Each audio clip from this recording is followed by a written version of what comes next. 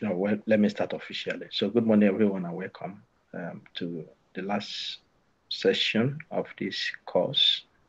I was just discussing with Akko that it has been a heavy week, but he appreciates it, even though it's quite heavy. Um, yes, the knowledge and the skills are very important to help us to do better in our research and as scientists. So I have very much appreciated your commitment. Most people, if not for some unforeseen circumstances or technical issues, most people who started are finishing it today. So it is my desire to share what I have and for you to also share with this. Like I said in one of my nuggets, freely you have received, freely give. So let's continue to share it. I'm looking forward that today we end it on a very pleasant note. Usually, I would like to always improve the trainings in the future. Like this one we have done here, the project you presented yesterday, and group 3 we present this morning. I've not done that before. So suggestions come, you try and to see how you can improve it and make participants' experience rewarding. So I usually take feedback. I have asked some of you to make some very nice feedback for me. So please do that, those I've contacted.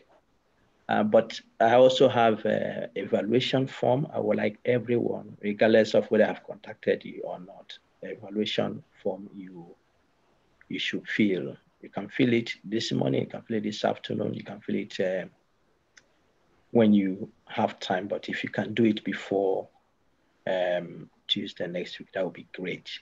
But I think it's best to do it immediately so that you don't forget.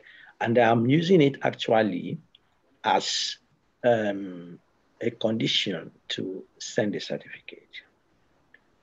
Because many times people finish the course and they run away and they don't give us this feedback, and perhaps they don't want those who are coming in to have improved course. No, I don't think you are thinking like that, but I want you to fill in the form so that we can continue to improve.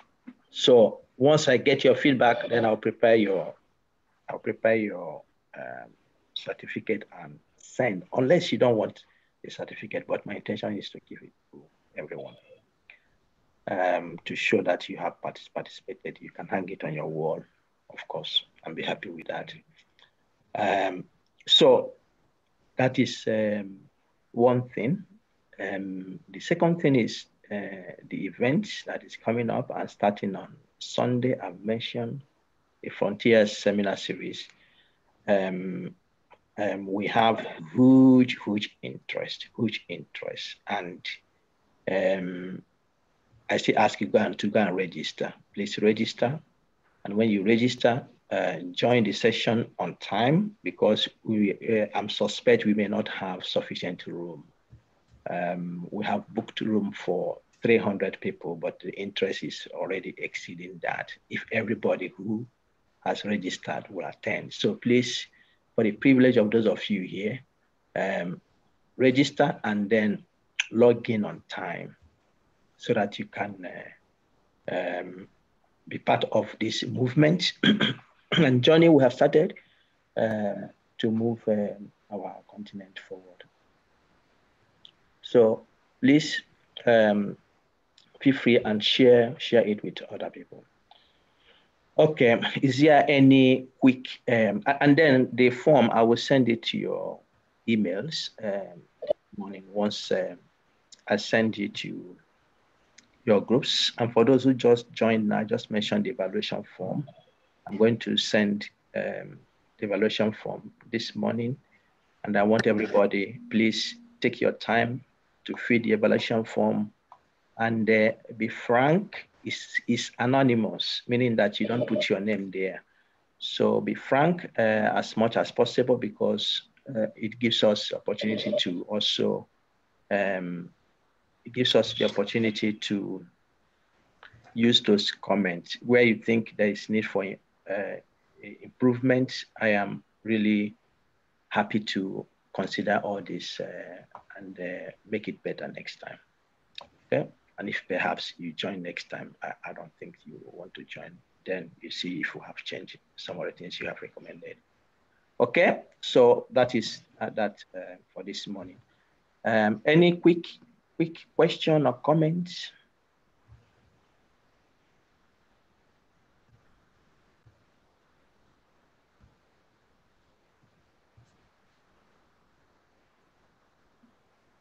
Great. Okay, then let's allow group 7 to share their nugget, and after that, group 3, you present your project of yesterday. 10 minutes we'll give you. Group 7, please, we'll give you 5 minutes to do that. And then group 8, you're giving your own nugget immediately after the launch, before we start the D-Day event, the presentation of the initiative. So, and I hope that everybody is fully prepared and you have eaten really to do this. Okay, let's allow group 7 to give us the nugget.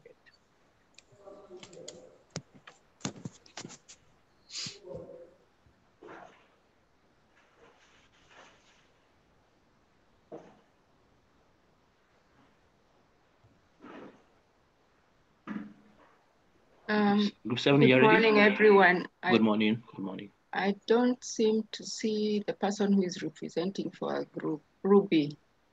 I don't know, is she here? No, she's not here. I've not seen her.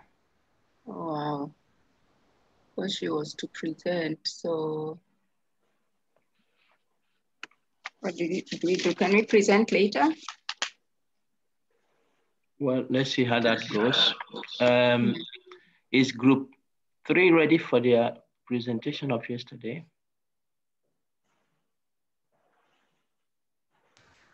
Group 3? Yes, we are. Yes, we are. Please go ahead then.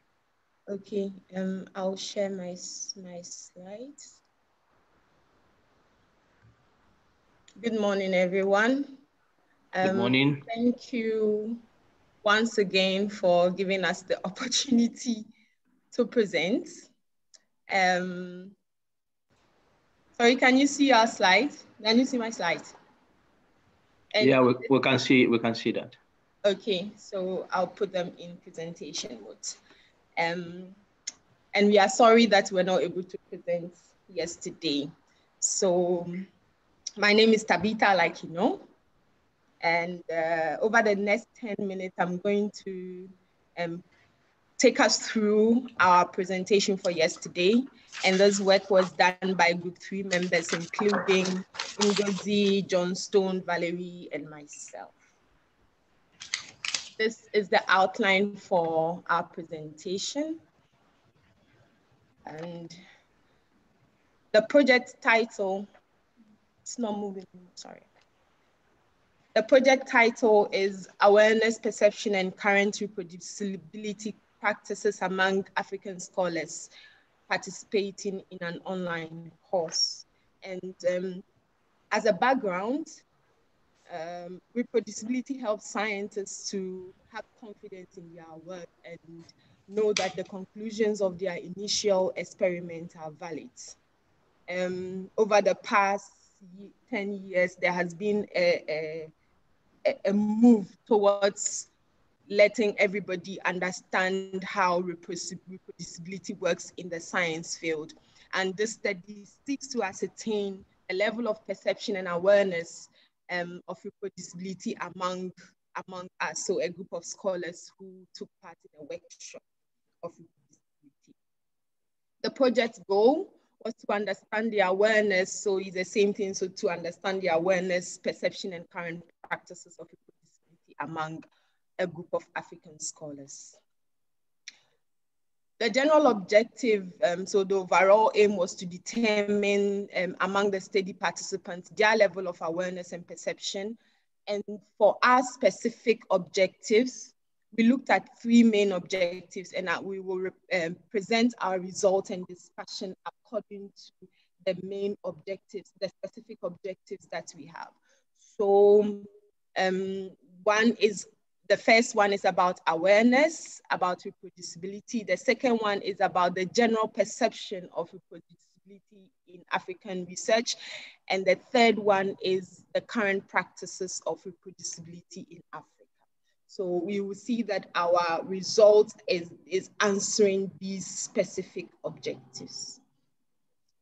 This was a cross-sectional study with a study population of all participants of the online course and a sample size of 29. The questionnaire was developed by the study participants and finalized by the study coordinator.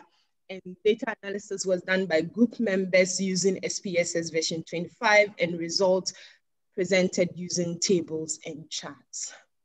So on our results and discussion, the first one is about the demographics.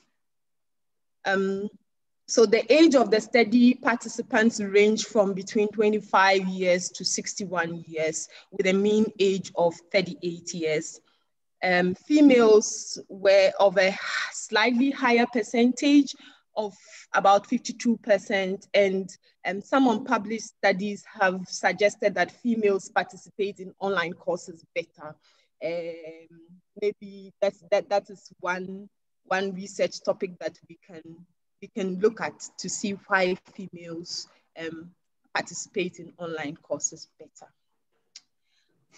On the participants, again, we have a whole array of professionals, but most were in the health profession, of about 44% with the setting of occupation being governmental at 65.5%. And like I said, most of us are in the health profession. With our years of experience, this was a very, it was widely distributed, but only 3.4% had more than 16 years of experience, meaning that a number of us are relatively young and have relatively more time to effect change that we seek to see in our profession. And for those of us with a lot of experience of more than 10 years, we have experience to impart knowledge in the younger population. So going on to answer our objectives, before the research, before the course, slightly, so about half of us had not heard about reproducibility in research. And for those who had heard about reproducibility in research, most heard it on university platform. And this means that it is time for us to incorporate these into the learning structure of the university system. And for those of us who are working into the various CPDs like we are doing now and on our various platforms and in our small groups that we have. On research protocols, most of us, so 90% of us had heard about what a research protocol is and what it entails. However, just over 60% knew where to publish research protocols. So maybe it is good for us to, it was good for us to talk about this and then let people know that it is good for research protocols to be published. And all this goes with intellectual properties and everything to protect your ideas, okay? So that with those of us, us in the African continent, we are always worried that people are going to steal our ideas, but if we publish our protocols, then it becomes ours and ours alone. On the objective 2 on perception, 20% of the group had before only 20%, so that's like 6 of us had tried to reproduce results of any previous study. And of the 6%, so of the 6, their motivation ranged from availability of data, for checking the validity and the expense. And 3 people said all the above. But what was striking is that for those of us who had not done it, we didn't know about it. It was just because we did not know about it. And 12 of us said we didn't know. So we hope that after this workshop and getting to know about it, we will try to collaborate with one another and then start working to reproduce some previous work or incorporate reproducibility in the work that we are doing. So on the objective 3 about current practices of reproducibility, we'll finish very soon. This spider web, which was kindly done by John Stone, which we felt was very nice. We took the average of the respondents to represent the average view of the group. So on the publishing studies data, if it is good for scientific practice, on average, most of the respondents agreed that this was good.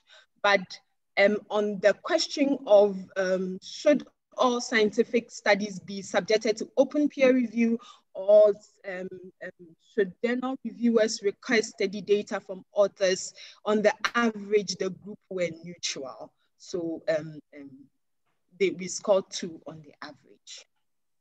Now this table tells us about awareness and awareness about reproducibility, and if they have been able to reproduce results.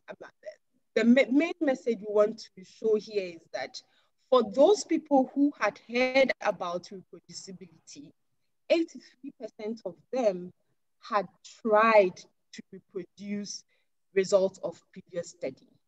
And the interpretation we give this is that being more aware that reproducibility exists and knowing what to do will push us to try and reproduce results of any study. However, we acknowledge that the sample size was very small and that it may not be representative of the bigger group.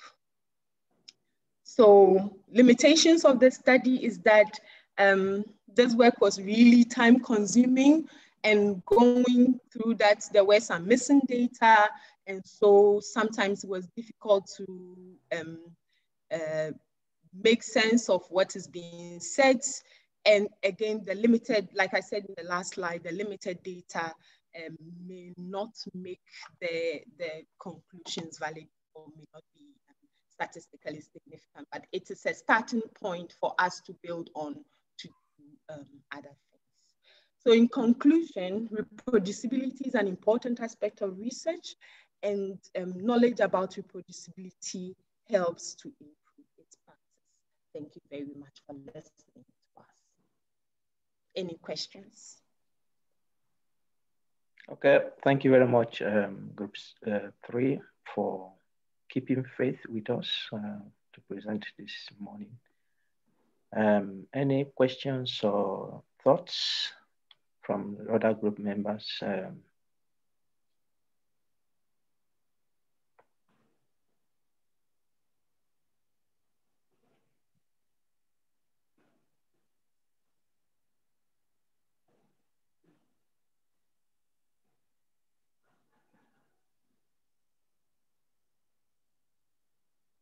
Any?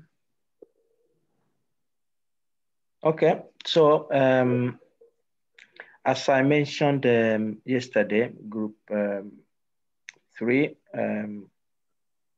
those aspects of reproducibility needs to be emphasized. Once it is a reproducibility project like this, those aspects need to be emphasize, and for you to note that.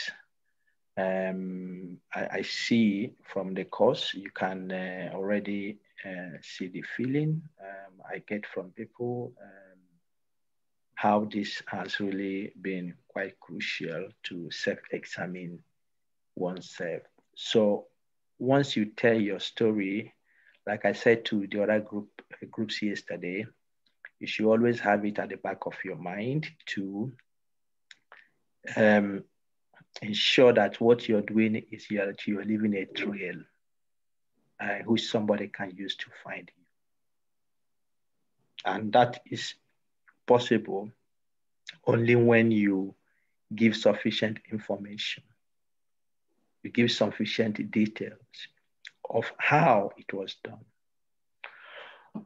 When you talk about reproducibility project, the results are not so crucial because what you're saying is that if you follow what I have done, you get the results. So the person can actually get the result by himself, or herself by just doing what you have done. So what you have done should be quite clear, crucial. The codes you have used, the data you have used, where it can be found, and so on and so forth. So this goes to everyone, and you have to note it at the end of this course. In going forward, we should aim for transparency. Okay, thank you. Yeah, group 7, are you ready for targets?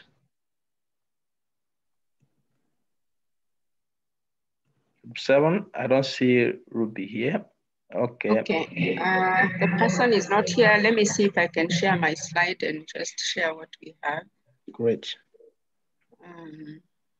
While you're doing that, for those who came late, I mentioned earlier that I will send the evaluation form to you this morning. Please fill it as soon as possible. You can, perhaps before Tuesday next week, so that I can take that into account. Please be as critical as possible. The things you think were difficult, didn't go well, went well, and so on and so forth. And once I get your feedback, I will send you the certificate. So please do that. I mentioned also the registration for the event on Sunday. So please do register if you have not registered, and then please come in on time on that Sunday, because we are exceeding the anticipated number of people, so that you can have space on the seats before that people come. Okay, group 7, please go on. Okay, you can all see my screen, I hope. Yeah, we see your screen for sure. Okay, and group 7 includes Felix, Teshome, myself, and Ruby, and Tekla. Okay, ours is just like a summarized version, and all we are saying is that for us to reproduce research, we must start the process right to get it right. If the process is flawed from the beginning of how we have arrived at the conclusion that we have arrived, then chances are that there'll be a problem along the way. And it's better to spend time on getting it right. It might be slow, but that's the right way to go about it. Otherwise, if we are rushing to finish research for the sake of graduating, then we will not get it right. We must always have the purpose for which we are doing this research in mind, and the purpose is to make a difference in the lives of human beings, or whatever other purpose you may have. Then that calls for getting the right training without cutting corners. And we appreciate Dr. Nwaru that he's here and giving us this training for free, because otherwise some of us may not have heard about reproducibility. Now that we know it, we need to mention it with every researcher that we know, that they need to be able to reproduce their research. And then one of the ways to ensure that this is done is share your study protocols, because if you do, then the readers and your supervisors and people that are anxiously waiting for your results will already know the process that you will take. And this will encourage you to do it right without cutting corners, because you've already shared your protocols. Yeah, that's it. Thank you. Okay, thank you very much, Group 7, for this. So it's very important to start right, to get the right training, and then to share your protocol. It's important. Eventually, I try to motivate you well on Monday, that while we move out in the morning, while we took a career in this area as scientists, while we are here the whole of this week, if you pin it to one thing, it is to make our society better, happier, healthier, and enjoyable. Any ambition that is beyond this ultimately is not helpful. And it is when we put our eyes singly on this objective, of course, other things will come. But when you put your eyes there, you will do it well. And when you do it well, you'll be rewarded. If we focus on the reward, it's quite easy. The point Marion was mentioned, it's quite easy to cut corners. But if we focus on the objective, we will do it well. And the reward we'll get will even be better than if we focus on the reward. So let's take that forward. And the nugget of last week was, why are you a scientist? If you go to the YouTube channel, you'll find that there. That is very important. And as you have learned from this course, if you go back to an institute, somebody comes, oh, I'm doing this, I'm doing that. One of the questions you ask is, why are you doing that? It's good to extract, to get people thinking about that. Why do you do what you do? This when you know the why, then the what, the how will become easier. So thank you everyone for the presentations you have made so far. And the big one is coming after the lunch break.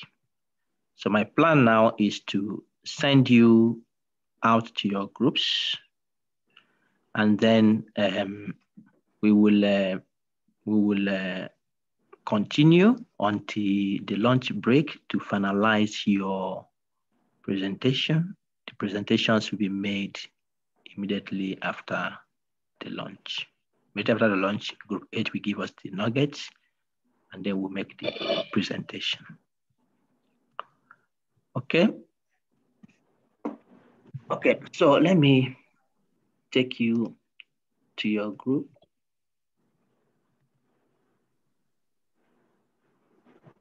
And as usual, I will try to, sorry.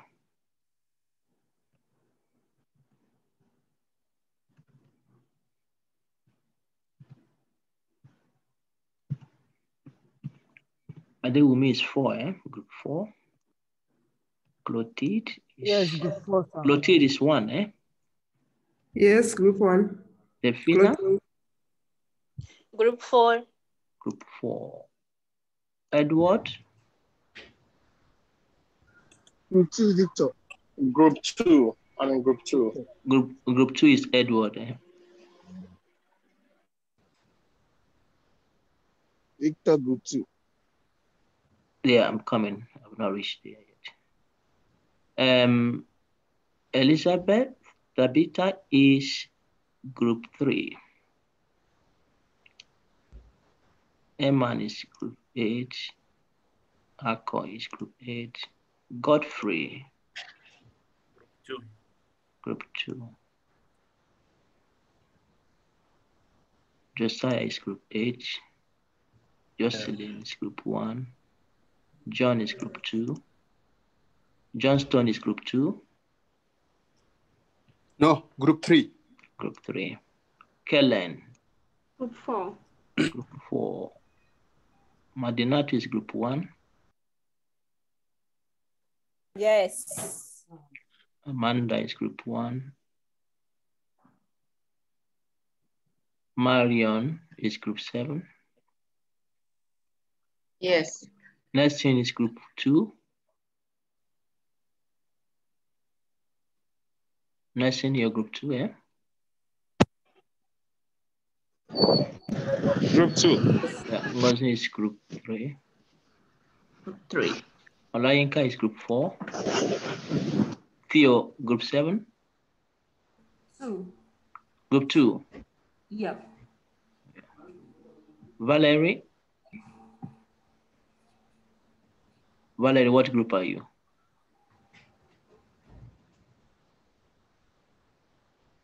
Victor is group 2. Yes, sir. Group 2. And Zelalem is group 7, eh? Yes, yes. Okay. Claire is group 7.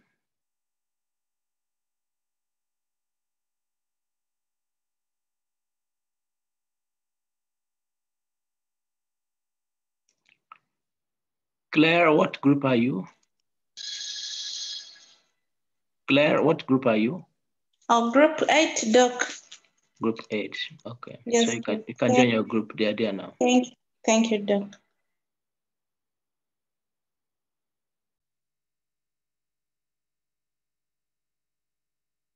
Okay. Everyone, welcome back. We are going to start now. And I was saying that you are given maximum of 10 minutes to present. And so before we kickstart, I still remind you, please, if you have not filled the evaluation, please remember to do so. The earlier, the better. Okay, group 1, tell us what you have.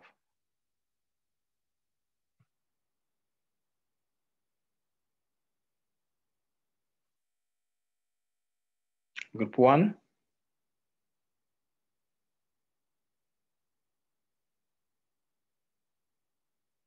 Looks like group 1 is not here. Prof, I thought we were supposed to talk about the nuggets, or we are just going Oh, to... sorry, my dear. Sorry. I almost crucified you now. Yes, group 8, please. Yeah, thanks very much, Adewumi, for reminding me that. Yes, sir. Group 8, tell us what you have for your nuggets.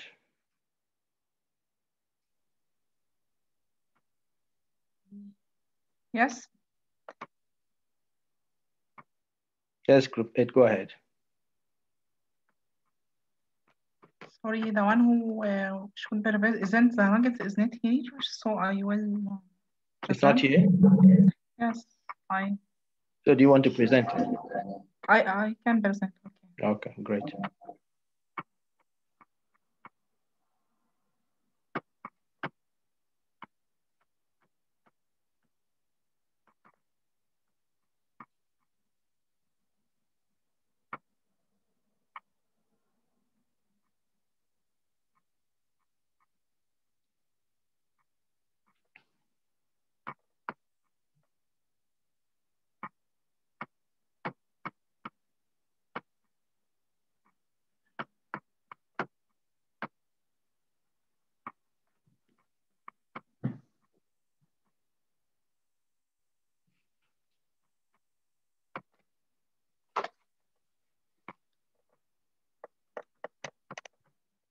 You see my screen?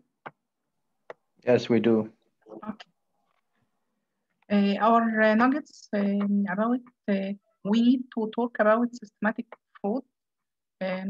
This by Jennifer Byron. Our group takes this from the nuggets. The research literature as an ocean linking researchers in disparate yet ultimately concerned fields. This is the source of Jennifer Byron. She thinks that scientific research is increasing like the ocean, talking about the swelling research literature and its containment by indirect research results. Why such enthusiasm for talking about faulty research practices, yet such reluctance to discuss deliberate deception? Because fraud departs from community norms, so scientists do not want to think about it. It is even more uncomfortable to think about organized fraud that is so frequently associated with one country. This becomes a vicious circle. Because fraud is not discussed, people don't learn about it, so they don't consider it, or they think it is so rare that is unlikely to affect them. Sharanso.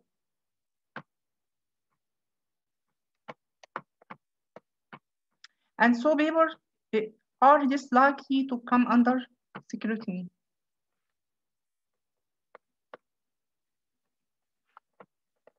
Solutions.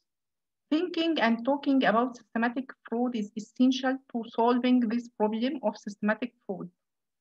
Raising awareness and the risk of detection may well prompt new ways to identify papers produced by systematic fraud.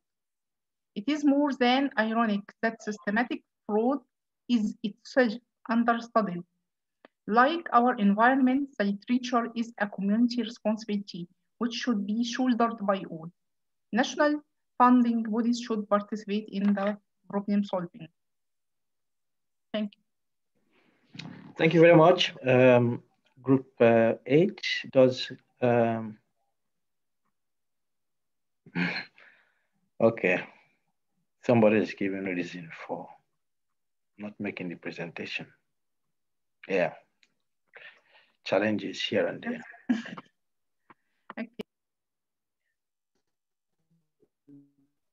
Okay, so you want to add something? Yeah, does anyone have anything to add or ask?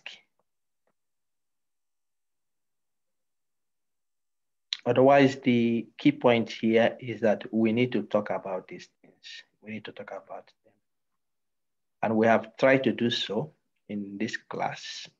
We have had, perhaps not so much because each group got one case. So maybe we need to talk about it more to perhaps each group discusses at least 2 or 3 cases. But the key point Jennifer is making here is that this needs to be a discussion, not just by the scientists or researchers only, but by all stakeholders, because what science produces affects everyone. Okay, thank you. Now let's go to group 1. Group 1, you need to start your presentation. If you're not ready, let me know so I'll go to group 2. 10 minutes maximum, please. Okay, we are ready, we'll be. Okay, sure.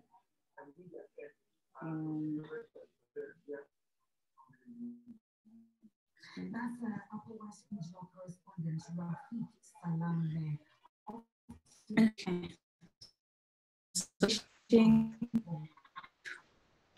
We are trying to come. So this is the title of our initiative's Reproducibility Bootcamp, and then the aim of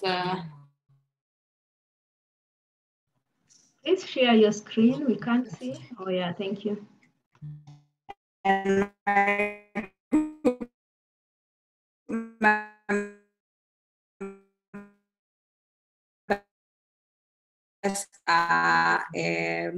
Amanda, your line is not very good at all. breaks. But go ahead. Let's see. I shared the screen. Okay, so let me just. Okay.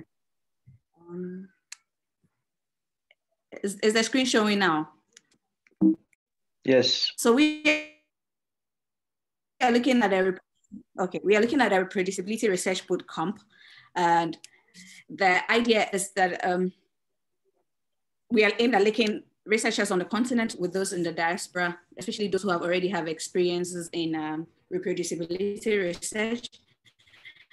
And the goal is to enhance knowledge and generate interest in reproducibility research on the continent, and to also create a cohort of researchers who are in production.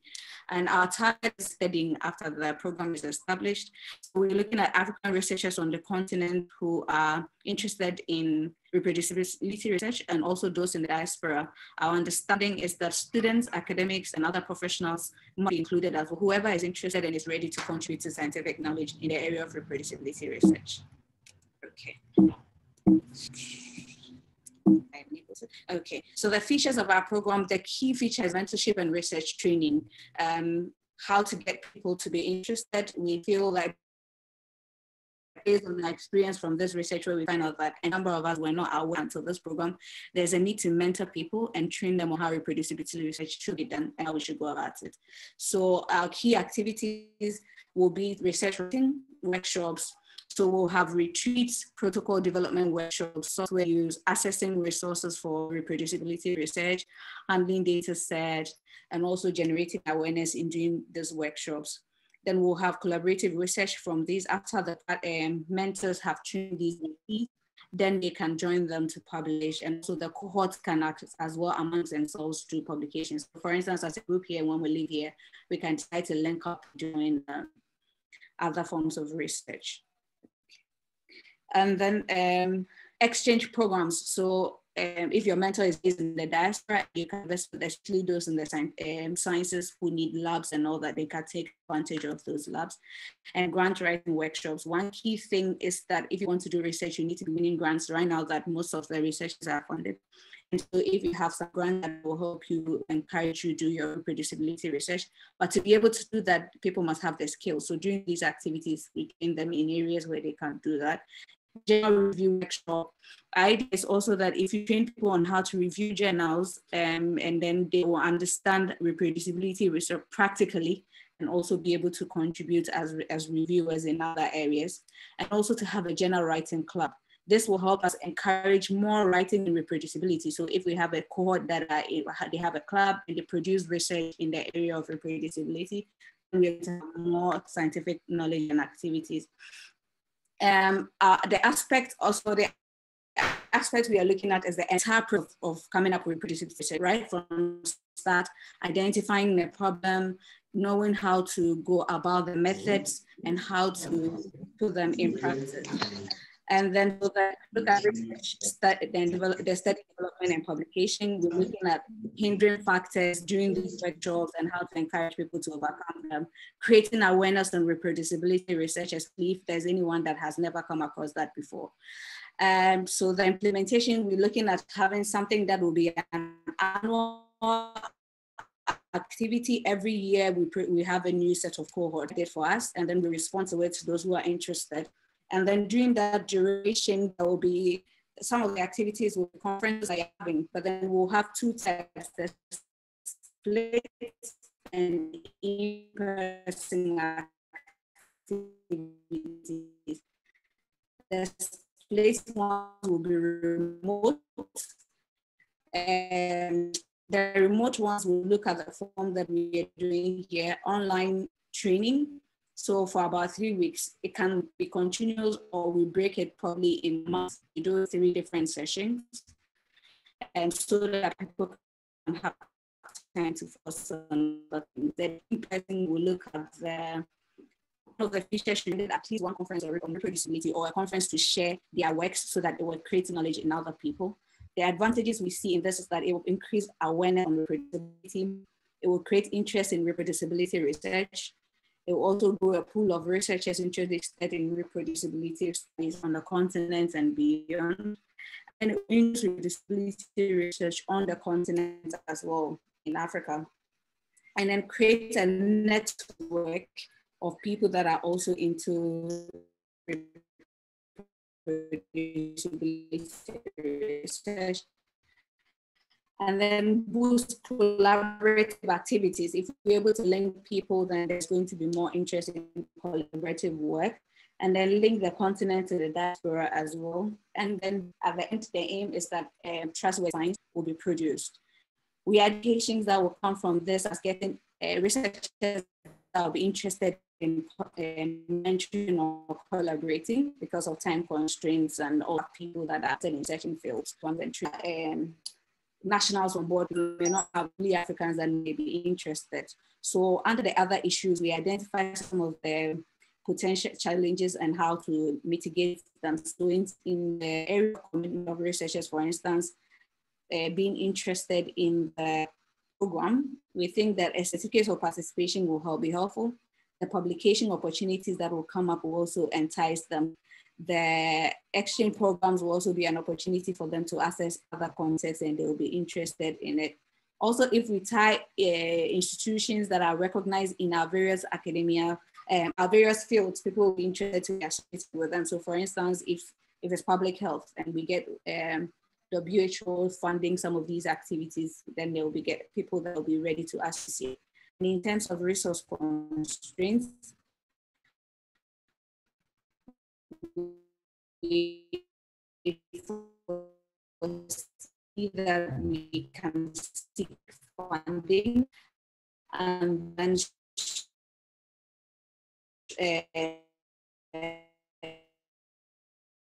states in these and other places must be shortened to support, because if it becomes something that is established and is contributing knowledge and publication and visibility for the institutions, then they'll be ready. And then the remote workshops will cover it. And then for the lack of expertise, we believe that if we begin an initiative with a wide cohort of mentors and also mentees, then with time we'll be able to use the mentees to be able to take on those roles because we'll have diverse backgrounds. Then we'll rope in researchers of other nationality that will be interested in this work. And then in future, we engage the alumni as mentors. So for instance, from here, I'm sure a number of us will be able to mentor other people that will be interested in reproducibility research. Then we fall on existing networks. So for instance, if we fall on Professor Bright, who may have other networks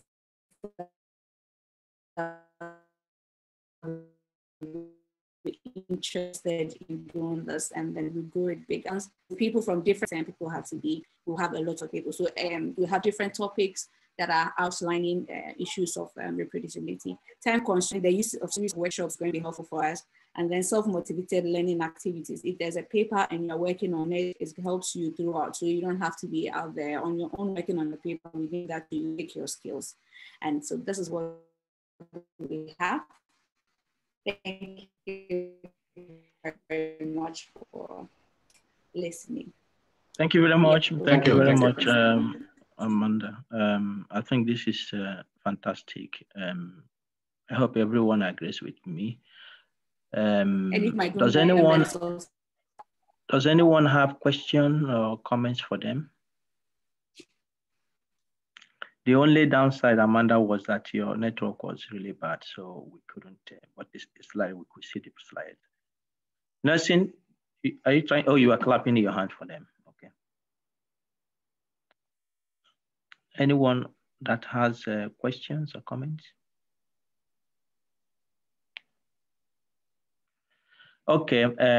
From my end, I think this was good that you were able to think of something outside the conventional initiatives that have been made.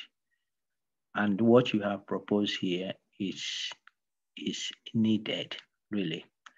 But I don't know what plans you have for this. My suggestion is this, which I mentioned at the beginning of the course. that for a movement like this, you need to start to take some steps. So what you have described here could be written up as a paper. For instance, say letter to the editor or a viewpoint, something like that, and sent to a couple of journals in Africa. I don't know if your group thinks in that direction, but I think it's something that we can think along. If you're interested in it, your group members can work on that, and I can join you to fine tune it. And it could be something that you frame in this way, given your experience from this course, the exposure you have had, and then given what is happening in science already, that many things are going in the wrong way. Sometimes not intentional, but because people don't really know the steps to take, to deal with the issues. So having this exposure, you think that within the African continent, researchers need to be informed about these procedures. And so you can list these steps. Once this is sent to a journal and published, then you also have a stake in terms of resources, because those who give money want to see that you're really serious. So if you made your voice known in the scientific community, it becomes also an indication that you're serious.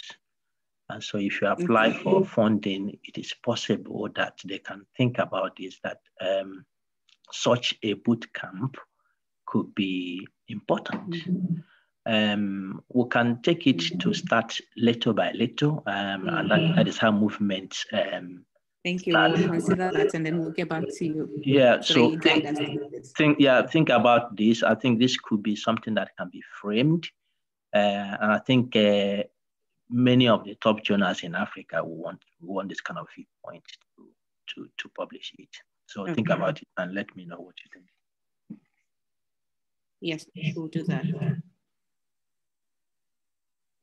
Okay, thank you very much. Let's go to group 2.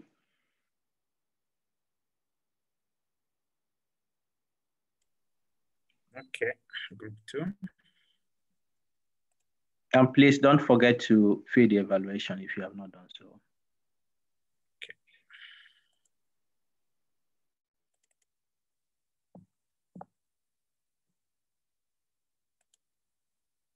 I hope you can see the slide. Yeah, we can see it. Okay. So what we tried to do was just to look at our nugget. You might note that group 2, we did not present our nugget. And we just used that case study to inform our presentation. Basically, the long-term prospect to increase the ratio of self-reflection to self-promotion, an approach to improving reproducibility in scientific research. Those are the group members. We gave an example of a fridge, and in summary, our nugget was looking at an institution that focused more on appointments, promotions, and less on looking at the metrics of judging other soft skills.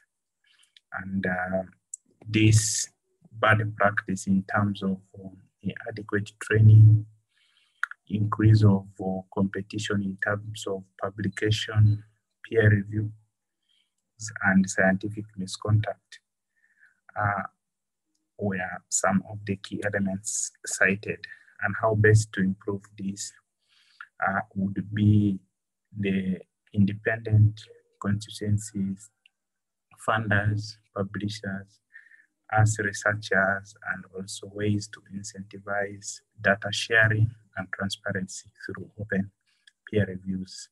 And to do this, there is strong need of creativity, pragmatism and diplomacy, so that reproducibility can be openly appreciated. And when we looked at this, we said, what do we really assess here? We assess the content, not in terms of its quantity, but also its freshness. And in the freshness, we're looking at quantitative and qualitative, although the thinking is more of, is there enough milk? But we also need to know if that milk is fresh, the qualitative side of it. That is for our nugget. The background here is that globally, the diffusion and adoption of new ideas and ways of life can be very tasking. And we've seen that according to Lichtenberg, self-promotion is taking the lead to let other people know about good things you have done and can do and are doing. And the initiatives of increase of the ratio in terms of self-reflection to self-promotion among researchers and scholars is highly on increase. However, the appropriateness, the approach, intervention, consistency, substance, and optimal utilization of resources on the expected outcomes can be achieved.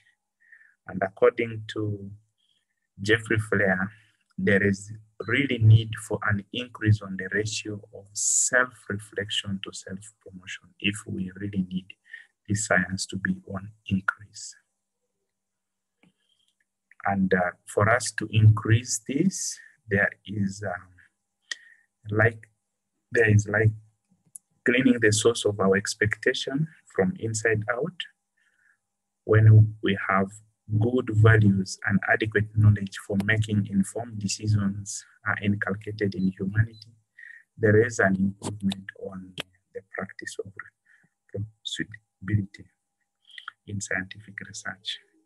And the consciousness of the elements on self-reflection compared to self-promotion promotes the love of dignity and positive legacy, while eliminating the greed for fame and acts that steal away honor. And the understanding of nobility and hostility is the honor from different perspectives of life. And when we look at the self-reflection, which basically is identified as a skill, what are we looking at there?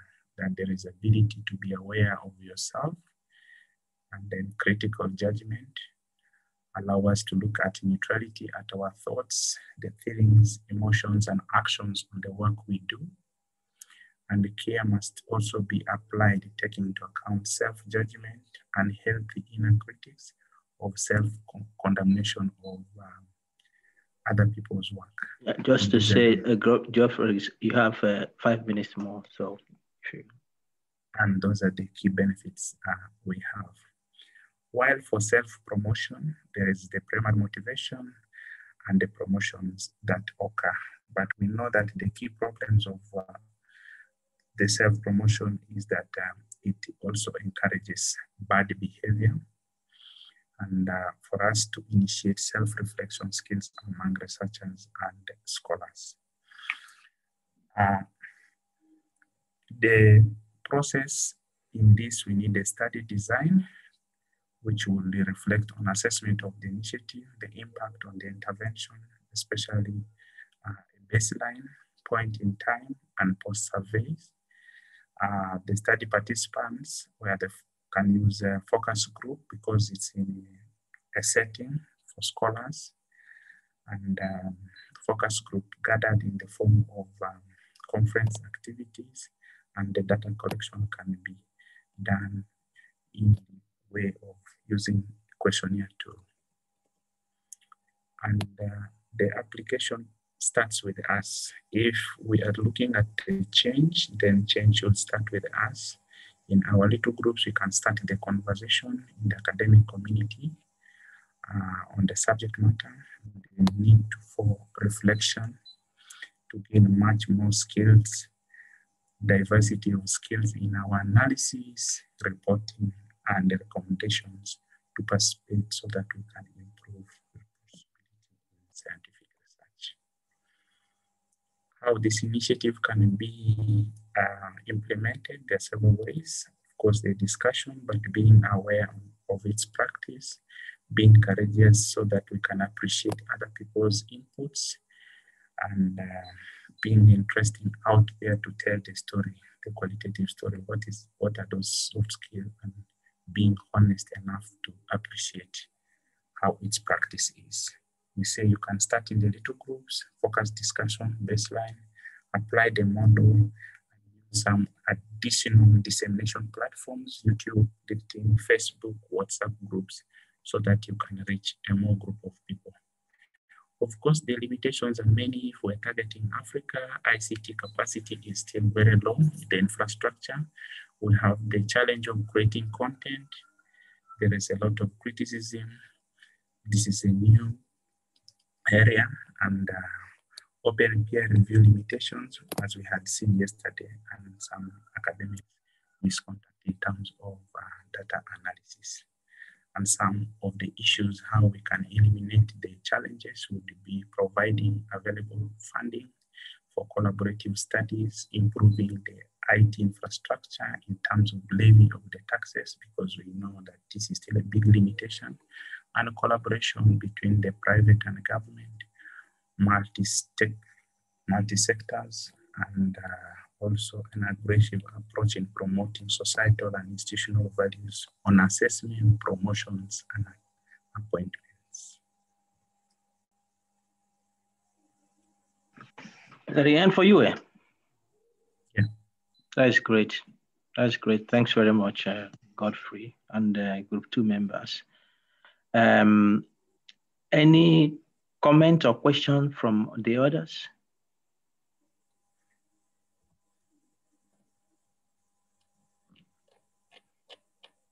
Any comments? Any questions? Yeah, but Godfrey, I really appreciate this your presentation, and it's really good that you went outside the box to think of something that is important, and not just important, but also important for the African scientists and researchers. Are all of you in Group 2 philosophers or psychologists? Because when he started, it was very philosophical. But as you went through it, became clearer where you were going. Godfrey, what is your background? A public health specialist. A public health specialist. Wow. Yeah, I mean, really, this issue, I think, is something. I don't know what you have thought about it, but I'm thinking about it in this way. You have already given an indication what you want to do. You want to do a study. And already what you have here is a kind of a mini protocol.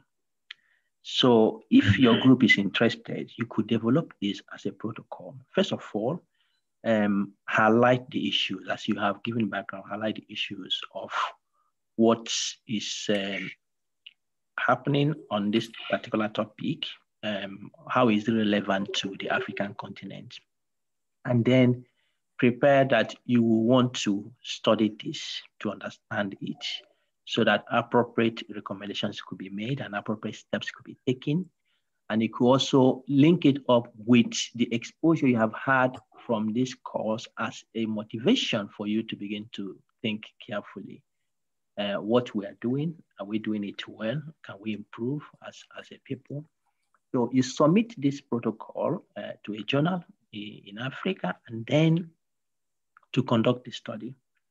And once that happens, I think it is also possible that you can look for funding to carry out this study. And the result can be made widely available. But the point I'm saying here, like Group 1, there is a very good potential that you have a selling point here. So I don't know if you have thought about it, and I think you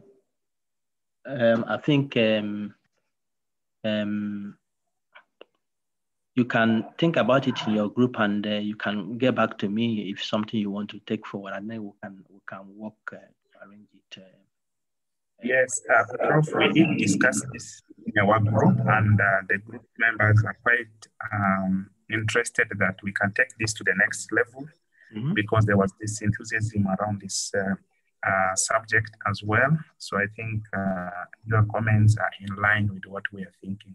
We can move in that direction as a group. Okay, great. So you work on that and let me know. Well, we can, I think, take this forward.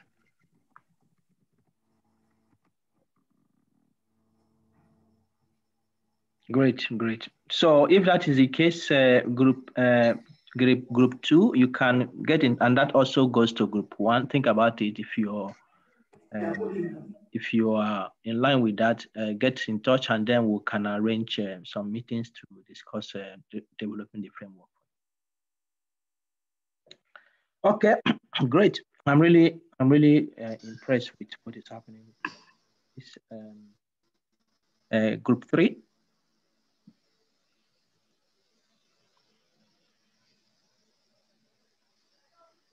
Group 3. Our group 3 members here, please can Johnston or Tabitha, can you share your screen, please? Are we all here? Hello. Johnston, I see Johnston here. Yeah, I'm here, but Tabitha, Elizabeth was to share, but give me a second, I can now. Okay.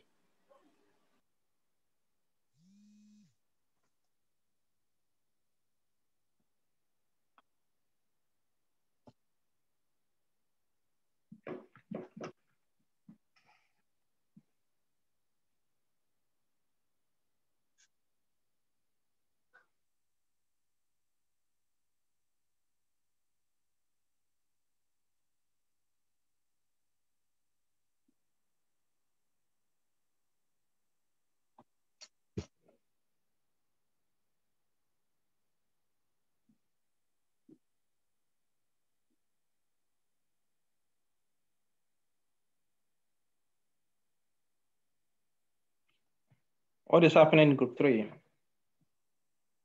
It's trying to share the screen. Yeah. I'm afraid if I run multiple devices, there might be problem with interference. Okay. You're sharing, eh? Elizabeth is sharing, so. I think Tabitha is sharing. Okay.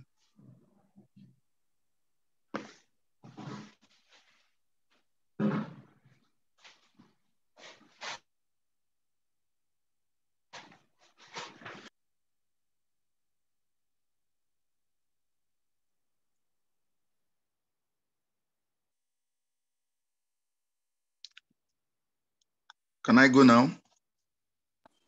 Yes, Valerie, proceed. All right. So just to let you know, it's 10 minutes, please. Good afternoon, everyone. This is for group 3. We're actually looking at enhancing reproducibility of research, where we try to look at the role of detailed reporting and data analysis. We had 4 of us in the group: Tabitha, Ngozi, Johnston, and I myself, Valerie. This is the outline we're going to use, looking at introduction, features of reporting, data analysis, implementations, strength, limitation, example from literature, and then conclusion. As a way of introduction, data analysis is an important component of research, and one of the areas that's often been kind of neglected or treated poorly in research, either due to the fact that there's lack of technical knowledge, and then there's a particular aspect of scientific research that summarizes a large chunk of data into information that's fragmented for readers to understand. The process actually goes through cleaning, transforming, and modeling the data. Ideally, researchers should possess the needed skills that are needed the needed skills and methods that are needed to bring in order to design a comprehensive questionnaires, and then choose an ideal study population, and then select appropriate data analysis method. Or in a situation where there might be lack of expertise, then there's a need for advice.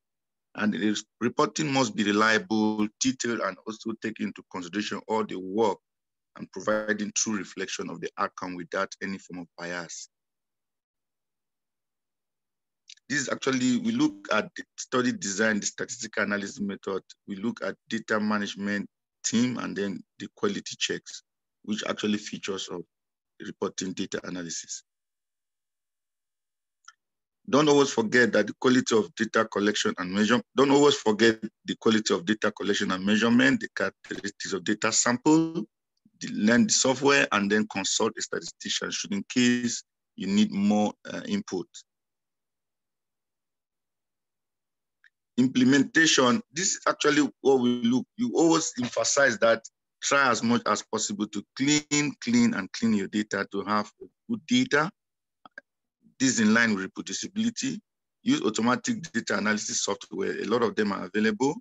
Then do a rigorous data organization and evaluation. Publish all code and scripts used to analyze the process used in the data analysis processes. Then be open about errors, constraint, and limitation. Should be encouraged during data collection analysis. So this is all about reproducibility. So try as much as possible to be transparent. Write your visually stunning action data report. Register your data in available registries or depositories. Then share whatsoever form of data you get. Share your outcome with other researchers.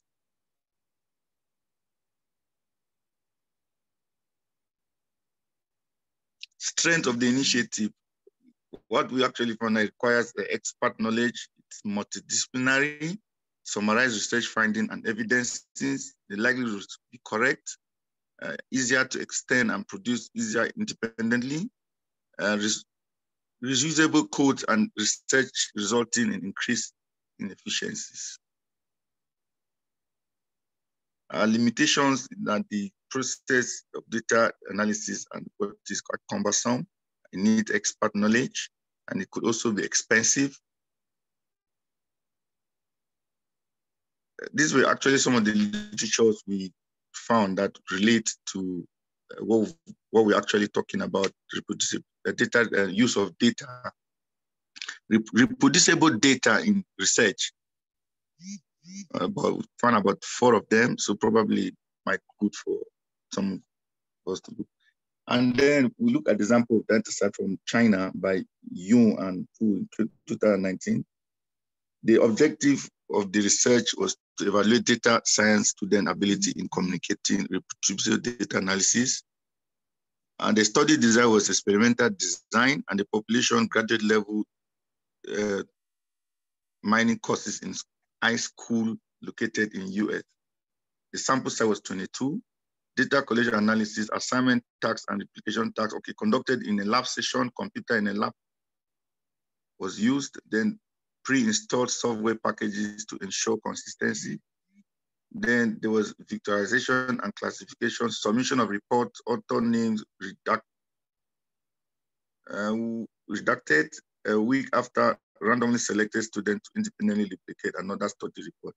This was basically a study that was done trying to assess reproducibility in research among students. And can you go to the next slide, please? And this is actually the finding. It was actually found that 60% of the original data analysis were to be reproducible by peers. Only 32 replications reported no missing information. 24% of replication report contained self-conflicting claims, indicating a lack of consistent understanding of what reproducibility means. 41% replication report did not draw appropriate conclusion based on comparing original result and replication result. All reproducibility results reported missing information in the original report, and such information was not recoverable. So in conclusion, we now found access that information is necessary and what is not in order to provide just sufficient information for replication. Communication skill is necessary for effective reporting of reproducible data. Documentation of all critical steps and quality data collection is paramount in reproducibility research. So in conclusion, we see data analysis and reporting is an important aspect that should be rigorously handled to ensure that researches are reproducible. Thank you. Thank you very much. Group 3, can you go to your first slide where you have your title?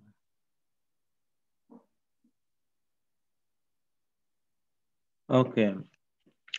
Yeah.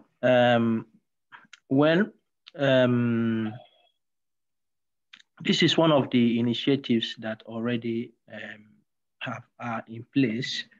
I showed the Equator website. The Equator initiative is the leading one.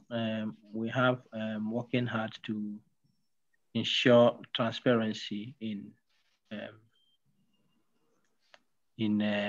reporting. But as is clear, it looks like not everyone is aware of that initiative. And even within the African context, I think you can also take the steps of group 1 and 2 to write a piece and send to an African journal. In doing that, you could build on the background of the exposure from this course, that is one. But because those reporting guidelines are already available, you may add something to that. You can go, for instance, if you can take a note of this, group 3. I mean, if this is what you want, what you want to do, you can go, for instance, to the Pan-African Medical Journal, Pan-African Medical Journal. And I guess many of you are in the health side. You go there, you can take, for instance, the papers, original papers published in the last 2 years. You can do a study to evaluate them, to see the percentage of those papers that adhered to already available reporting guidelines with regards to their research study. That is one. You can make these calculations in order to support this recommendation you're making here. Then the other thing is that you could also look at the journal recommendations, because if the journal emphasizes that you should report according to the guidelines, authors will do that. You see whether the journal recommendations of how a paper should be formatted and reported or acknowledges this reporting guidelines. So you can also highlight that. The main thing here is that you are trying to raise awareness of how reporting of studies within the African continent can improve, and you are giving step-by-step approaches. But before you get there, because these guidelines are already available, you can support your message by giving evidence that, for instance, within this journal in the last 2 years, this is what has happened. Authors have not usually taken in cognizance of the available. That could be one message you can bring up there in order to ensure that there is a need for what you're saying. I don't know if you get my point, group 3.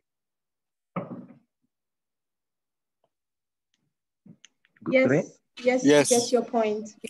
We have noted all the things that you have said, and we will follow it up. Thank you very much for your valuable information. Thank you very much. Yeah, so if you work on that, like I also said to other groups, get in touch, and then we can formulate this carefully. Sending it to that journal, they will be happy to accept it because it will add lots of value. And when I say that things start from somewhere to change, this could be an eye-opener for them as well to say, well, in going forward, we need to insist that authors will report according to this. Okay? Okay. All right. Thank you. Great. Okay, group 4, please go ahead. Okay, we are ready, sir. So I'm about sharing my screen.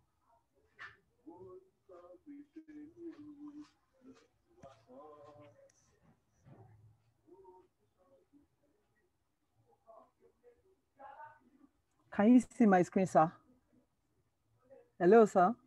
Very well. Please go ahead. Okay. Also, good afternoon, everyone.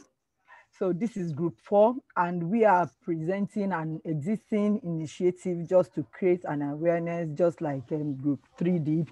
And this is an initiative from the National Institute of Health.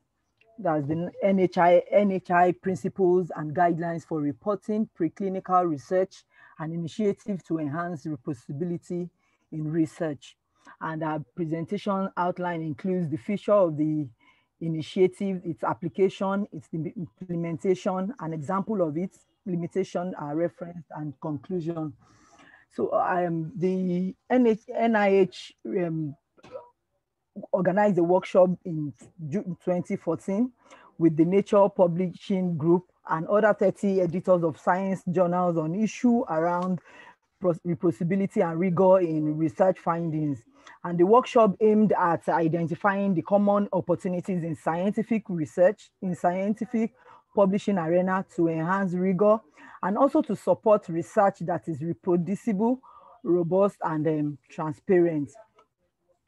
The features of this initiative, so as a result of the workshop held, the editors reach a consensus on a set of principles to facilitate, on a set of principles. And these principles includes rigorous statistical analysis, transparency in reporting, some core set of standards for rigorous reporting of study design, which that can be found in Liz et al. And this includes the replication. This standard includes replicates, randomization in research, blindings, sample consideration of sample size estimation, inclusion and the exclusion criteria, and data management sharing. That is in the sense that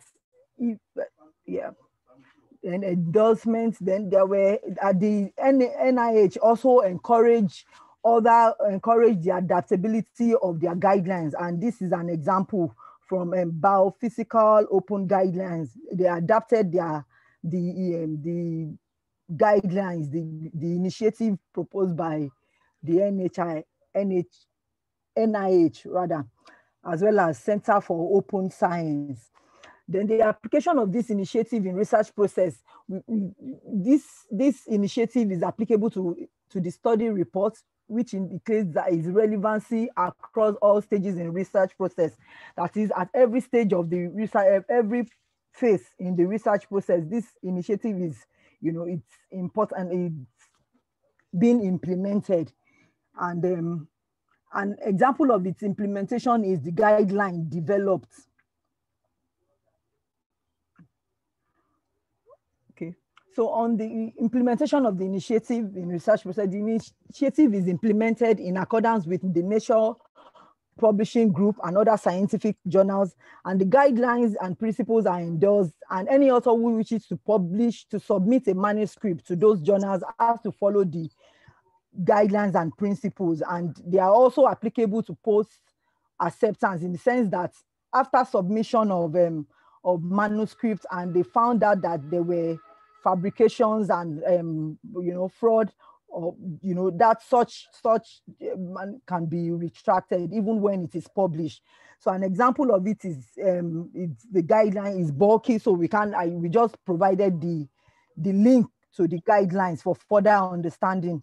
Then the advantages of this initiative includes it creates a mechanism in place to check the statistical accuracy of submissions, and there are no limits on the length of method sections. Just like Professor Bright pointed out when he was talking about this initiative, that even when you can't provide everything on your write-up, that there are opportunities to where you can also attach those other additional information as regards your study to make adequate information available just to enhance reproducibility.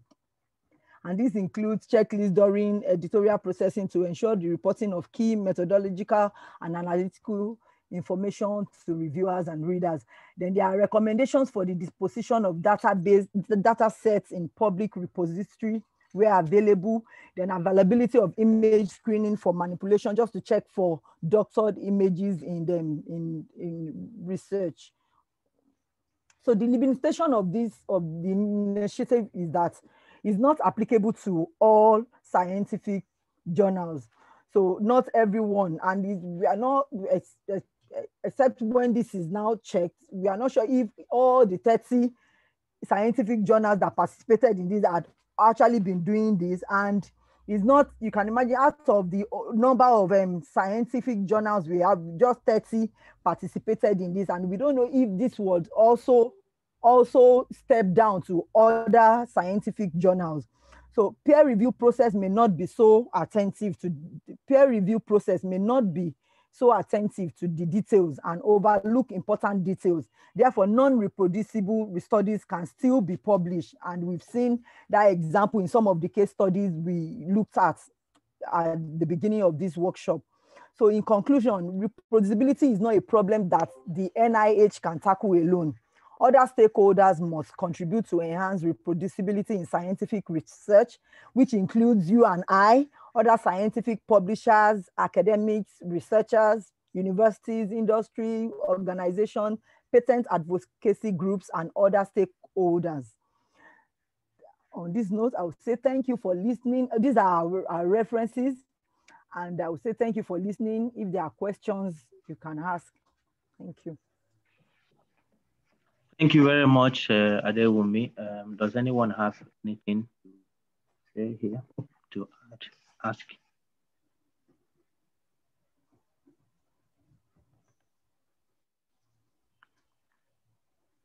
Well, Adewumi and Group 4, one thing that caught my interest was your last slide. If you can just go up one. No, sorry, the conclusion part. Yeah. Oh, the next one. And I think it's something that you can actually take forward.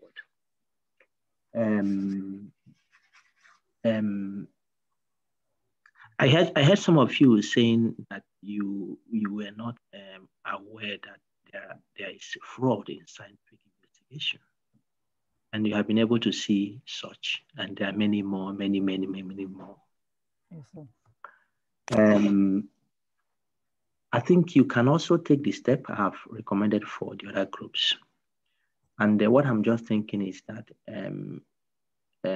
creating that awareness that, for instance, not all research are well done. Not all science are well done. And so if you create that kind of background and you can link it to the fact that your attendance to this course has given you a highlight of some of the things that are done, to the extent of, if you have political fraud, we also have scientific fraud. Mm. And because science becomes the key avenue for societal development, its own fraud becomes more dangerous. If, for instance, somebody says he develops a drug that can cure certain disease, but actually he fabricated it, his own fraud becomes more dangerous because it affects people directly. So if you raise that awareness and how you have come to get that awareness, you can move to the next level of asking the question within the African context: how many of our research are in tandem with clearly laid down principles? So you can pose that question. But the key thing is that you want to raise awareness that this is happening, and in tackling it. So that is why I said the last point there. In tackling this, is not only a job for the scientists alone.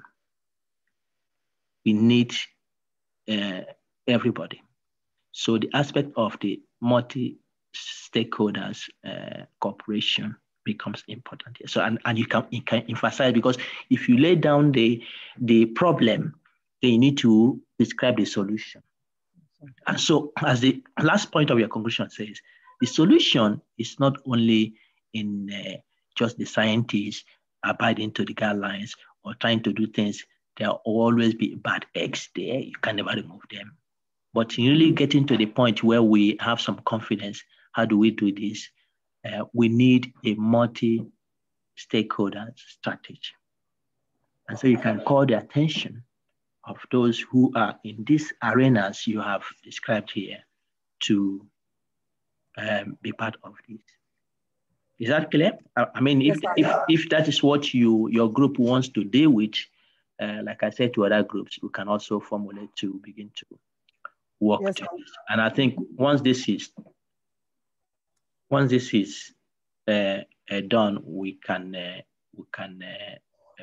plan to discuss, and you can send it to, of course, one of the journals, one of the top journals in Africa.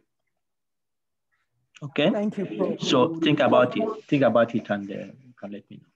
Yeah, you want to say something? Yes, I said thank you, Prof. We'll discuss and we'll get back to you, sir. All right. Yes, sir. Okay, let's go to group 7. And just to also remind you, if you have not, please fill the form. Please do so, the evaluation form. We need that so that we can take your view in going forward. Please do that. Okay, group 7, you're ready?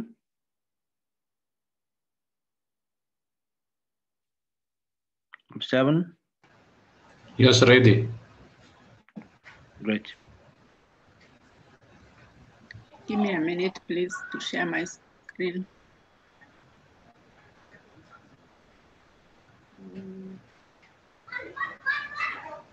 I was thinking that group 5 is going before us. So. No, we don't have group 5, we don't have group 6, so they were matched to other groups. Okay. I'm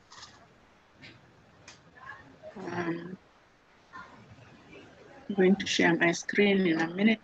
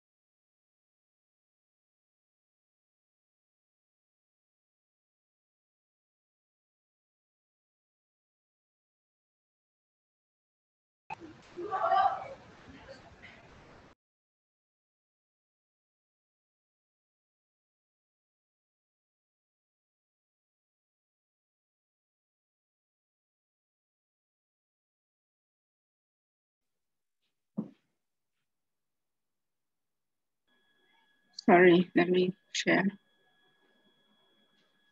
Okay, so try to walk it through within 10 minutes. Yes. I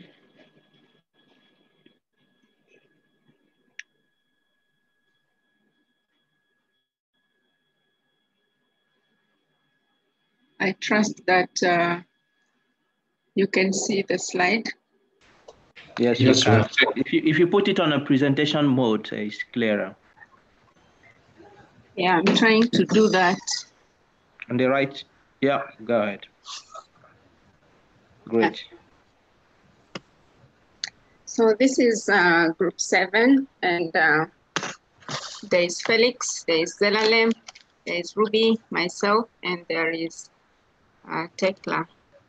So our reproducibility initiative is checklist of methodological and reporting articles and reporting aspects for articles submitted to Circulation Research Journal. The purpose of the Circulation Research editorial was to announce new initiatives aimed at enhancing rigor, transparency, and reproducibility, and thus the overall robustness of articles published in their journal. The main aspects of reproducibility were checks for rigor, measures to improve transparency, and policy for refutation. Our initiative is on the first one, checklists for rigor.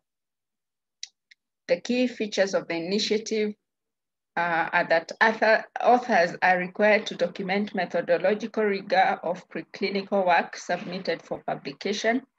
Different checklists for different studies exist. For example, studies that have to do with animals and vitro, because challenges are different in the two settings. The emphasis is on methodology and reporting of investigations of animals. And so each article is evaluated on its own merit. The aspect of research that this process initiative applies to is methodology and reporting investigations. How the initiative is implemented. So authors will be asked to complete 2 checklists, a short one on initial submission and a longer one if and when the article is resubmitted in revised form. The short checklist will be used by reviewers and editors to evaluate the article, but will not be published. The short checklist covers the basic methodological aspects that are considered essential to the validity of the work. For example, the description of animals, the use of randomization, use of blinding, specification of inclusion and exclusion criteria, whether such criteria was established before the study, and reporting of animals excluded and description of statistical methods. The long checklist is much more detailed, providing information that enables in-depth evaluation of the level of rigor and therefore robustness of the study. The long checklist will be published as an online supplement along with the article, and its purpose is to assist reviewers and editors, but also readers to fully evaluate the extent to which the work adheres to standards of rigor. And the readers, by examining the long checklist, will be able to assess for themselves the strengths and weaknesses of the study and how robust the data and conclusions are. So the long checklist is accompanied by an explanatory document modeled after that used by Stroke, which clarifies the standards of rigor outlined in the checklist and assists the authors in reporting them. Example of how the initiative is implemented can be found in the field of cardioprotection limitation of myocardial infarct size, where thousands of therapies have been claimed to reduce infarct size during the past 5 decades, yet few have been reproducibly effective, with the exception of early reperfusion. None has been translated into a clinical therapy. And the main reason is because of insufficient methodological rigor and transparency. So the example of how this initiative was implemented, there was a workshop organized by the National Health in June 2003, which resulted in the implementation of multi-center consortium that conducted studies of preventive cardioprotective therapies. For example, with the use of randomization blinding prior to the study. And when these methods were implemented, the CISA investigators found that different laboratories using the same protocols were able to obtain similar results. It was also found that several therapies previously claimed to reduce infarct size were reproducibly ineffective in 3 different species, suggesting that an increased level of rigor eliminated false positive results. Over to Ruby. Thank you, Marian. So on the advantages or strengths of the initiative, it was found that it's believed that it will contribute to the output of high quality research. So it will ensure that the research that is produced is of the best quality. And then also people can rely on the results that are generated, and it can inform therapies and policies where necessary. There's a drive, it drives an increase in research methodologies that are reproducible. So over time, it is expected that a lot more research methodologies would be reproducible and can be replicated. It will also save time, money, and resources because there will be no need for challenging results that have been put out there in the quest for solutions and advancing the public good. Next slide, please. Now, on the limitations of the initiative, it is anticipated that requiring evidence of rigor and transparency, as is described in this case, is likely to discourage some authors from submitting to the journal.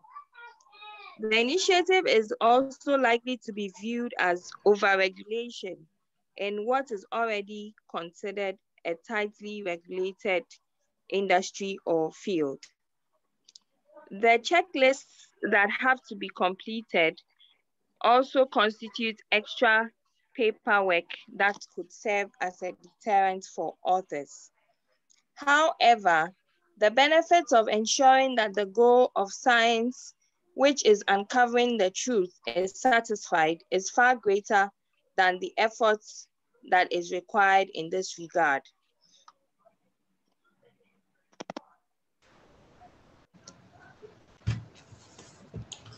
Teshome. Okay, thank you. I try to discuss on these other issues. As we have discussed previously, stroke, it is a journal of cerebral circulation, and these checklists are that is indicated in our journal is taken from stroke, and they are modified. They are modified from stroke. So because of this, this initiative might compel other scientific journals to follow these similar procedures.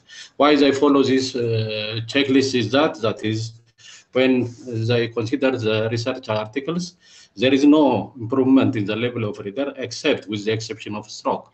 So because of this, this circulation research tried to adopt that is the checklists from stroke. So similarly, other journals may take this initiative to include this checklist.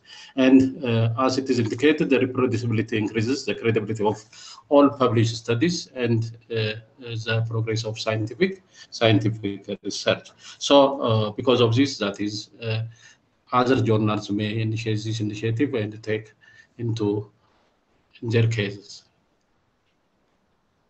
Okay, and those are our references. Thank you very much. Any questions? Thank you. Thank you very much, Group 7. This is a very good point you have made, the methodological rigor. But I don't know, because this is from one particular journal.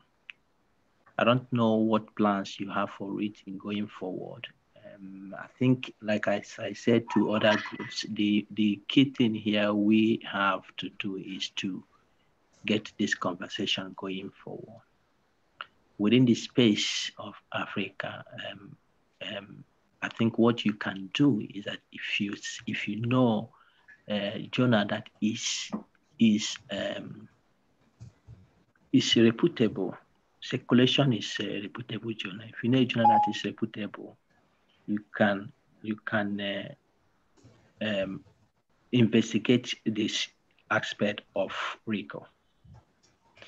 And because the way it's defined in the initiative, it's not,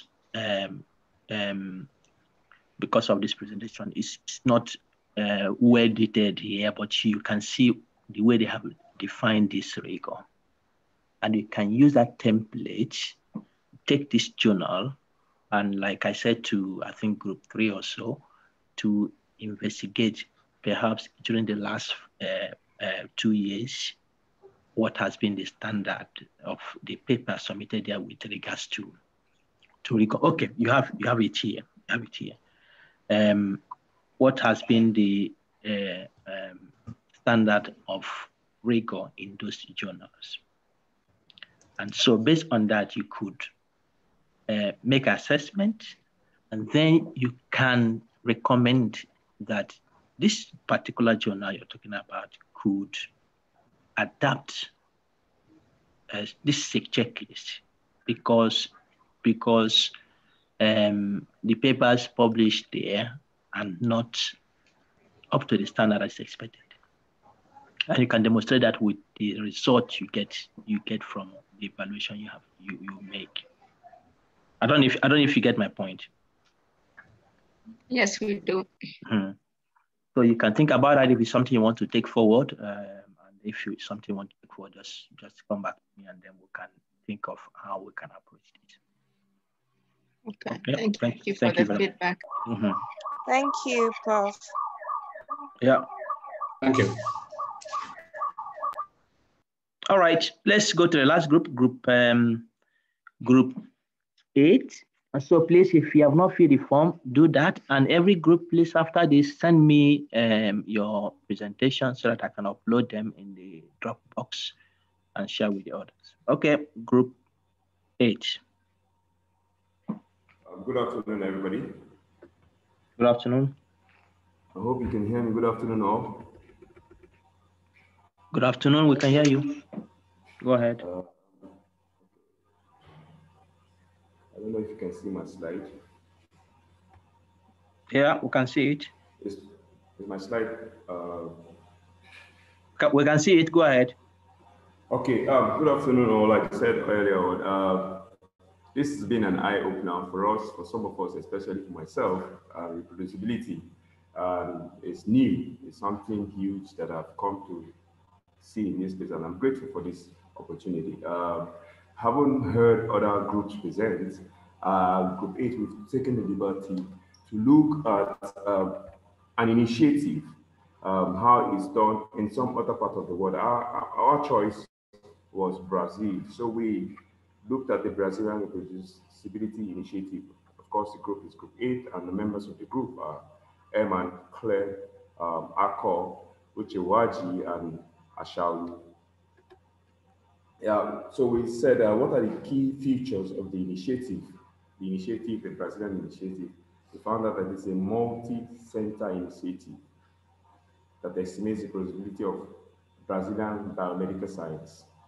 The aim of it was to be producing a sample of about 60 to 80 experiments within the Brazilian context, articles, applying the 3 methods of the MTT self-viability assay, elevated plus maze, and RT-PCR. The focus, of course, was, like I said earlier on, was on articles within Brazil, and the purpose was to improve the country's science.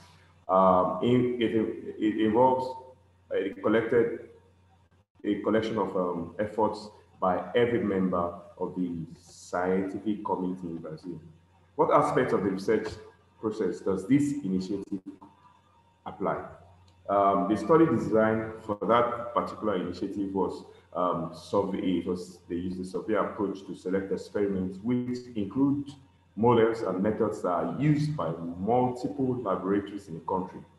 And then it also involved selecting publications that had common techniques as used by the publishing house in Brazil. The sampling and sample size, where the sampling method was random, and then, like I said earlier, between 60 to 80 articles were randomly selected. To decrease the risk of bias, the articles of origin of each experiment was only revealed at the end of the study. Sorry, there's some typos there. And the execution of the reproducibility process. Each experiment will be reproduced in 3 different laboratories with pre-registered protocols developed to be as close as possible to those of the original study.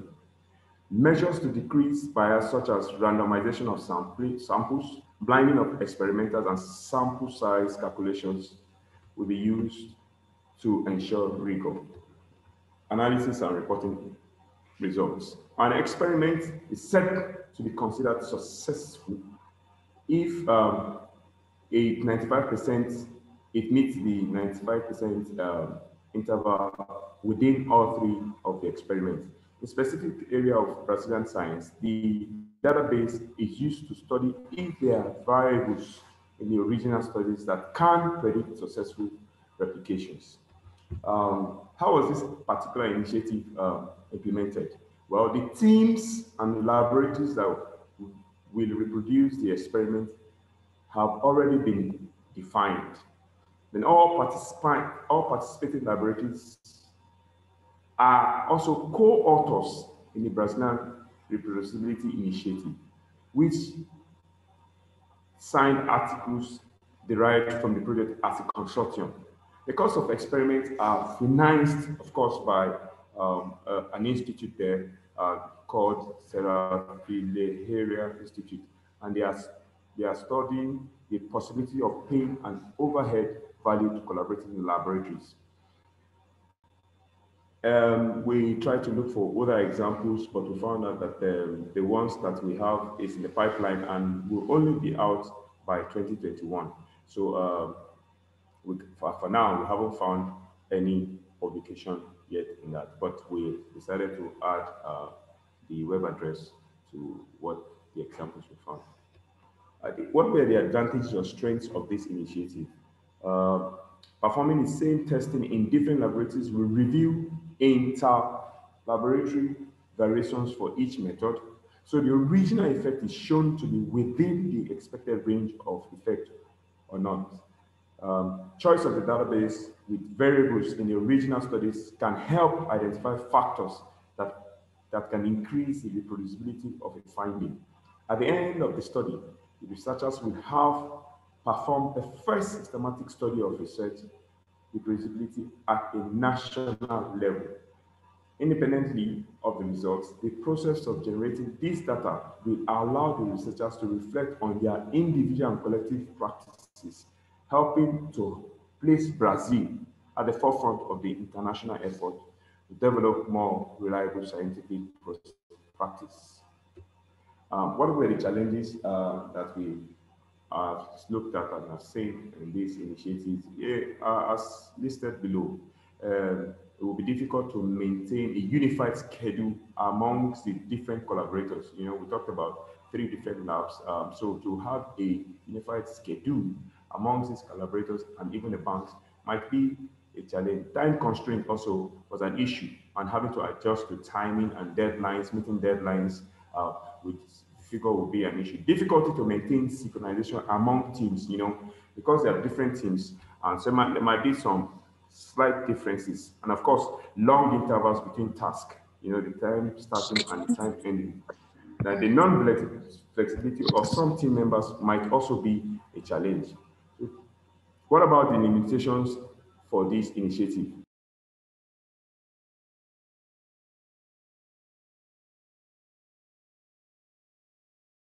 Hello? Hello? Go on. Okay, yeah.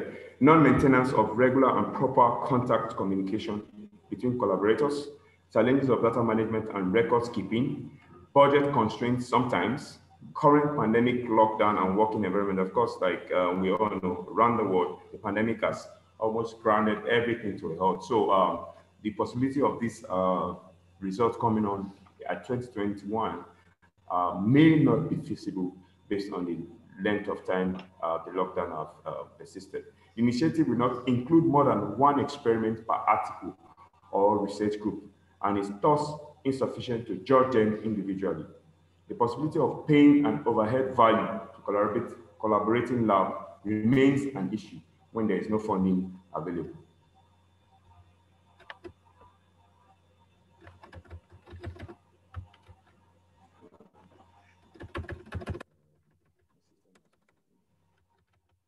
So that's. Are you done?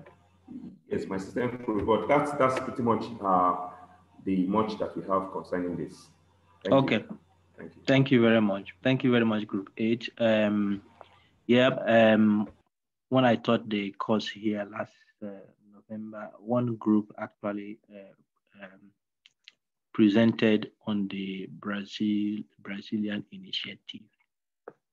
It's quite innovative, but as you can see, it's an initiative that is complicated. It's complicated, and to replicate that, it's not that easy. One aspect is it requires resources. It needs funding to do this kind of thing, serious funding. And then it requires dedication. So if, I don't know whether you have thought about it. This is something maybe Africa can adapt, but you have to consider those aspects, the funding and dedication required. These are big constraints for Africa, and also the facilities to really implement this. But otherwise, it is an initiative that is well timed, and as one drive to bring to the consciousness of researchers that actually this is the way we should be going as a people and as a country. So they have advanced. At the stage it is now for Africa, I think we have not reached that level they are really to begin to deal with this. But this is something that could be considered in the future. And so if you want to take the steps of the other groups, perhaps if you want to show an example of what has been done in other places, that is something that could come in the future, not now, because what people now is to begin to get aware of why this is important, why it is an issue, why people need to pay attention to it. And once that information, awareness, it begins to saturate amongst the researchers, then we can begin to think about something big like this. I don't know what you think, Group 8, but this is what I was thinking. Otherwise, this is a good example to show how people are already dealing with their own issues in their different places.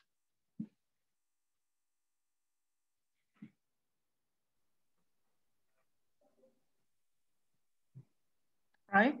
Yes, please, Simon. We are already motivated by some of the reading of initiatives we have gone through, and thought of doing something, but due to time constraint to discuss, we prefer to present one of the already present initiative, and then I see we can communicate with you regarding our specific thoughts. We thought of something that can help adjust methods and make them reproducible. Okay. Yeah, that is fine. Come back to me, and for other groups, please come back to me. We will take it from there and see how we can begin this movement. And once this movement begins, I think we'll begin to think of going in the direction of what Group 1 presented, reproducibility bootcamp. I like that so much. And see where we can start. There's somebody here, I don't know, because I want to get all your names correctly, and so that I could, yes, it says README C3, it's a gadget somebody is using, but name does not reflect there. Some of you, if I don't get your name, then I don't get to send you the evaluation, and also as well as the certificate. So please, if you're the one using that, just send me a private chat or send me an email so that I can identify you to deal with this issue. But otherwise, thank you very much, everyone. This is where we come to an end of this week-long training, and I hope that you have been fulfilled. If you still have doubt, it's part of the process. It's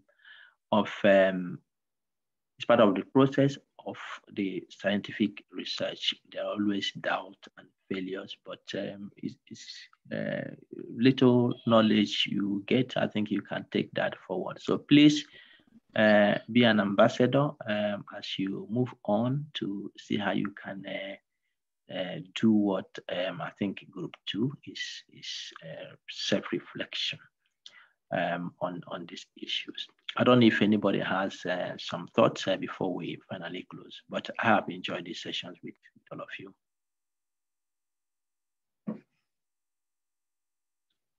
And then one way of propagating this is that you can share the link to the channel with your colleagues who missed this. They can, if they want to, look at it, they can look at it from there. And feel free to share the materials, of course.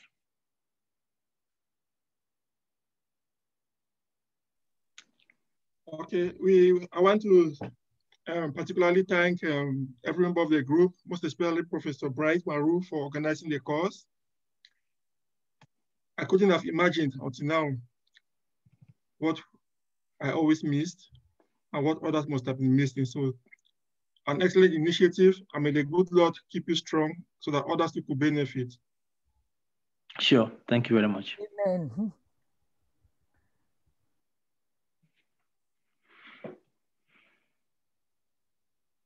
Okay, thank you very much, everyone.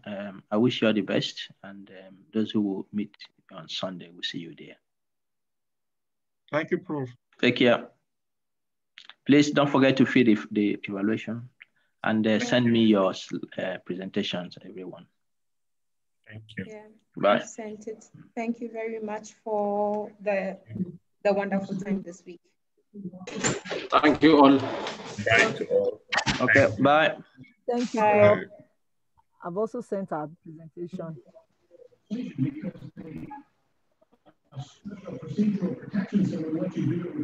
Bye, Professor.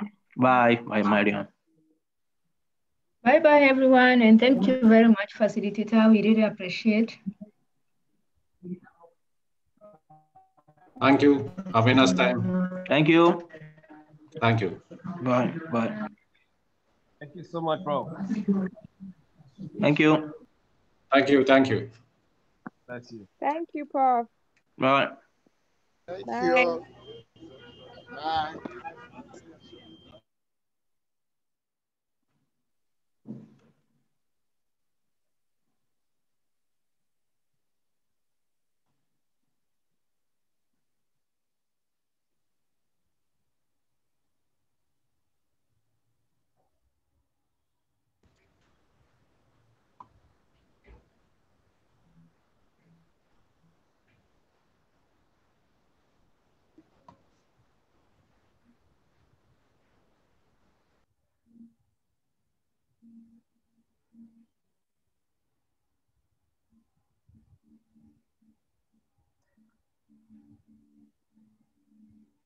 Thank you, Prof. Bye. Bye.